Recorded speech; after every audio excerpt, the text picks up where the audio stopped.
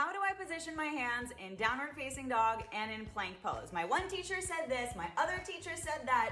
I have no idea what I'm doing. We have something called a carrying angle as humans. That's the angle at which your forearm deviates from your upper arm. And the shape of your carrying angle is going to define how wide you need to have your hands and also the location of your hands. You'll often hear teachers tell you that the index fingers need to point to the top of your mat. And that's gonna be okay for someone with a certain degree of shoulder flexibility. For someone with tighter shoulders, turning your hands out slightly can make a huge difference. Also, when you come forward into poses like plank, having your hands turned out slightly can put a little bit less pressure on your wrist creases. So your downward facing dog, allow your hands to be as wide as feels comfortable, probably no wider than your mat, but don't force your hands to be shoulder distance apart. They can be wider for your down dog. And allow yourself to play with index fingers pointing forward versus index fingers pointing to the outer edges of your mat, and see what feels better in your body.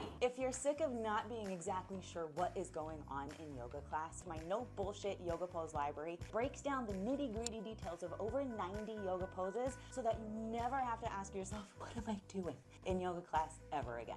Click the link below in the description to get access to my free chaturanga pose breakdown. On that same page will be a super sneaky discount on my no bullshit yoga pose library, so you can feel like a badass on your mat and stop wondering what the heck you're supposed to do. I've got you.